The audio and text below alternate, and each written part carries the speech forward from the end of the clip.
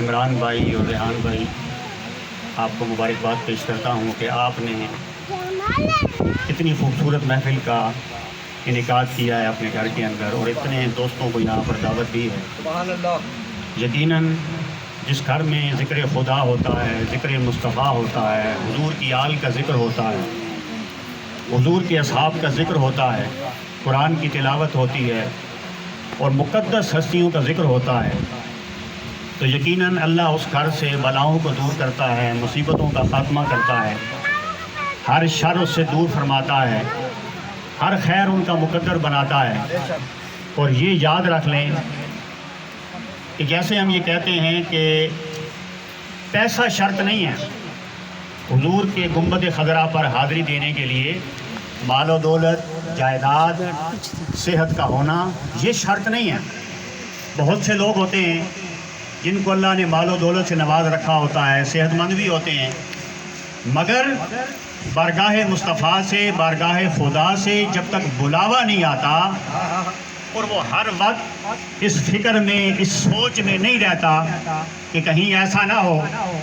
کہ زندگی کے دن ختم ہو جائیں اور میں حضور کے چہرے کی زیارت نہ کر پاؤں یا کعبۃ اللہ کے غلاف کو نہ تھام پاؤں، زندگی کے دن ختم ہو جائیں اور حجر اسود کو میں بوسہ نہ دے پاؤں اور زندگی کے دن ختم ہو جائیں صفا مروہ پر دوڑنے کی مجھے اللہ توفیق نہ عطا کرے، تو جب تک یہ سوچ دل میں جاگزین نہیں ہوتی اور بندہ بارگاہ خدا میں تڑپتا نہیں، پھڑکتا نہیں، رب ہمارے دلوں کے سوچ سے، جو ہمارے دلوں میں بھید ہیں، جو ہم خیال سوچتے ہیں، بعض اوقات اس لیے علماء یہ لکھتے ہیں کہ ہم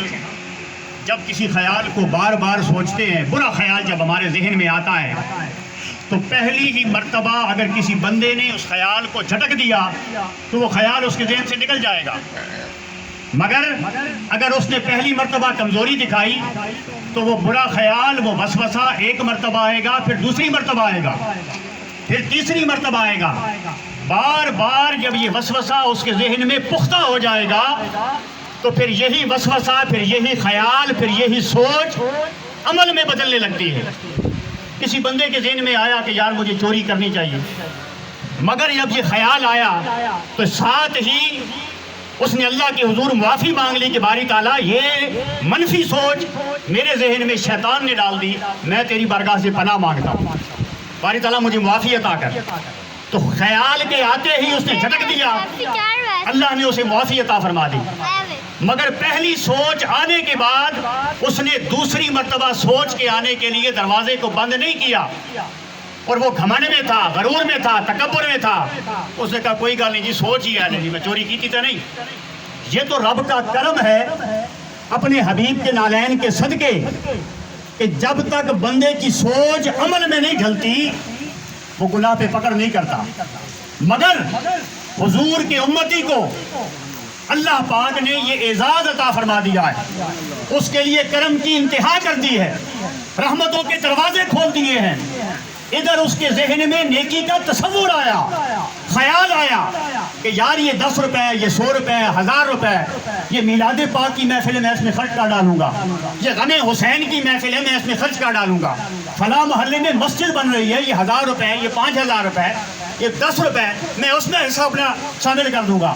یہ اللہ نے جو مجھے نیک کمائی دی ہے، حلال کمائی عطا کی ہے، اس میں سے کسی غریب کی مدد کر دوں گا، کسی غریب کی بیٹی جس کے بال سفید ہو رہے ہیں میں اس کی شادی کا بندوبست کر دوں گا، کسی کے گھر کھانا پہنچا دوں گا، کوئی ڈسپنسری بنوا دوں گا، کوئی نیکی کا کام کر دوں گا، صدقہ جاریہ بنا دوں گا۔ اس کے ذہن میں یہ خیال آیا، اب یہ خیال عمل میں نہیں ڈلا، ابھی اس نے وہ نیکی کی نہیں، مگر رب کا کرم ہے حضور علیہ السلام کے نالین کے صدقے کہ حضور کی امت پہ اللہ نے اتنا کرم کیا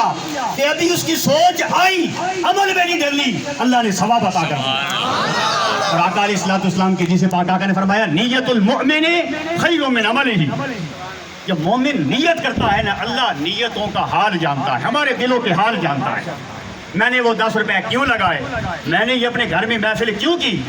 ہر بندے کی محفل جب وہ کرواتا ہے، جھگڑا کرتا ہے کہ سر میں نے ختم قرآن پاک کی تقریب اپنے گھر میں رکھنی ہے، سر میں ختم ہے جاملہ، سر میں نے محفل کروانی ہے، سر میں نے یہ کام کرنا ہے، تو اس کے پیچھے کوئی سوچ کر فرما ہوتی ہے. کیوں کہ یار یہ محرم کے دن آ گئے، محرم الحرام. ہم اس محرم کو حرام کیوں کہتے ہیں؟ یہ حرمت والا مہینہ، اور حرمت والے مہینے نہ صرف امت مصطفیٰ صلی اللہ علیہ وآلہ وسلم میں بلکہ سابقہ امتوں میں بھی یہ مہینے حرمت والے تھے. اور ہم تاریخ کی کتابوں میں یہ پڑھتے ہیں کہ اگر ان کے درمیان جنگیں ہوتی تھی، لڑائیاں ہوتی تھی، تو حرمت والے یہ مہینے آ جاتے، خاص طور پر جن کا ذکر آقا علیہ الصلوۃ والسلام کی زبان سے اور تاریخ سے ہمیں پتہ چلتا ہے، کتب تفاسیر سے پتہ چلتا ہے کہ یہ ذیقعد، ذی الحج، محرم اور رجب خاص طور پر یہ 4 حرمت والے مہینے ہیں کہ جن میں وہ لوگ بھی جنگوں سے اجتناب کر لیتے تھے. تو جناب سننا لڑائی انجی آ رہی ہے، سننا جھگڑا انجی آ رہی ہے، مگر محرم کا آغاز ہو گیا ہے، ہم نے لڑائی وہی بند کر دی. محرم کا مہینہ گزر جائے گا، اس کے بعد پھر جنگ شروع کر لیں گے. اتنا حیا تو وہ بھی کرتے تھے ان ایام کا کہ خاص طور پر ان میں وہ گناہوں سے بچنے کی کوشش کرتے تھے، نیکیوں کی طرف رغبت زیادہ ہوا کرتی تھی، عبادات کی طرف رغبت زیادہ ہوا کرتی تھی، انفاق فی سبیل اللہ کی طرف رغبت زیادہ ہوا کرتی تھی کہ نیکیوں کے خزانے لوٹ لیں. یہ جو ذی الحج کے 10 ایام ہیں، بعض مفسرین نے یہ لکھا ہے کہ ذی الحج کے یہ ابتدائی 10 ایام وہ جو رمضان المبارک کے آخری 10 ایام ہیں جن میں اللہ نے تاک راتوں میں لیلۃ القدر کی نعمت عطا کی ہے، وہ یہ کہتے ہیں کہ بعض مفسرین نے یہ لکھا ہے کہ ذی الحج کے ان 10 ایام کی عبادت ان سے بھی بڑھ کے، اگر ایک رات کوئی جاگ لیتا ہے تو 1000 مہینوں کی عبادت کا ثواب رب اس کے کھاتے میں لکھتا ہے. تو یہ کتنے مقدس ایام ہوں گے. مگر ہماری زندگیوں میں سابقہ جیسے زندگی پہلے چل رہی تھی وہ ان ایام میں بھی چلتی ہے، ان ایام کے بعد بھی چلتی ہے. اسی لیے کہتے ہیں کہ حج عمرے ہر کوئی کر کے آتا ہے. ہم دیکھتے ہیں ہر روز اللہ پاک سب کو توفیق عطا فرمائے، اپنے محبوب کے گھر کی زیارت عطا فرمائے، اپنے گھر کی زیارت عطا فرمائے. لیکن دوستان محترم، سب سے بڑی بات یہ ہے، کہتے ہیں کہ کامیابی حاصل کر لینا کامیابی بڑی بات نہیں ہے، اس کامیابی کو برقرار رکھنا بڑی بات ہوتی ہے. حج اور عمرہ کرنا بہت بڑے اعزاز کی بات، یہ اللہ کا بڑا کرم ہوتا ہے کہ کسی کو اپنے گھر کی زیارت عطا کرواتا ہے. مگر ہم اپنے بڑوں سے، بزرگوں سے یہ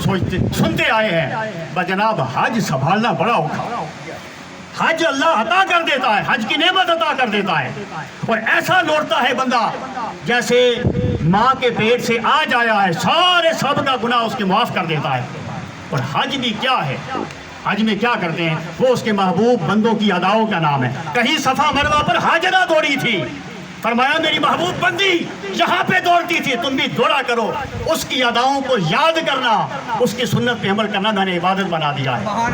یہ مقام ابراہیم ہے، واتخذوا من مقام ابراہیم مصلی. یہاں میرے پاک بندے کے قدم لگ گئے تھے، جہاں میرے محبوب بندے کے قدم لگ گئے ہیں وہاں تمہاری سجدہ گاہ بنا دی. اتھے متھا ٹیکا کرو.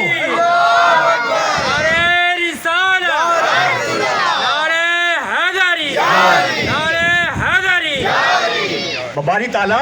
یہ مقام ابراہیم ہے، اس کی قدر و منزلت کس وجہ سے ہے؟ بھائی حضرت ابراہیم علیہ السلام کے قدم مبارک لگے تھے. اور میں اپنے استاد محترم، ہم سب کے قائد حضور شیخ الاسلام پروفیسر ڈاکٹر محمد طاہر القادری مقدس اللہ علی، آپ کی بات آپ کے سامنے رکھتا ہوں کہ کیا حضرت ابراہیم علیہ السلام کے قدموں کے نشان صرف ایک ہی پتھر پہ لگے تھے؟ حضرت ابراہیم علیہ السلام نے اپنی زندگی میں نہ جانے کتنے سفر کیے ہوں گے، کہاں کہاں دعوت توحید نہ دی ہوگی، کہاں کہاں لوگوں کو جا کر دین حنیف کی طرف نہ بلایا ہوگا، مگر کوئی پتھر اور نہ تھا جہاں پہ قدمین حضرت ابراہیم علیہ السلام کے نشان آج تک موجود ہوں. تو پروفیسر ڈاکٹر محمد طاہر القادری مقدس اللہ علی آپ فرماتے ہیں کہ جب حضرت ابراہیم علیہ السلام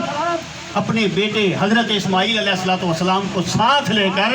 خانہ کعبہ کی تعریف کر رہے تھے، تو جب خانہ کعبہ تعمیر کے قریب پہنچا تو اللہ کی بارگاہ میں دعا کی، باری تعالیٰ جو مزدور مزدوری کرتا ہے تو اسے مزدوری عطا کرتا ہے، میں تیری بارگاہ میں دعا کرتا ہوں باری تعالیٰ یہ جو کعبہ کی تعمیر کی ہے اس کی مزدوری یہ مانگتا ہوں وہ سرکار مدینہ میری اولاد میں عطا فرما دے. یہ دعائے میلاد مصطفیٰ کا نتیجہ تھا جو قدمین ابراہیم علیہ السلام کو اللہ نے تا قیام قیامت محفوظ فرما لیا ہے کہ اس پتھر کے اوپر کھڑے ہو کر آپ نے میلاد مصطفیٰ صلی اللہ علیہ وسلم کے لیے دعا فرمائی تھی۔ تو دوستان محترم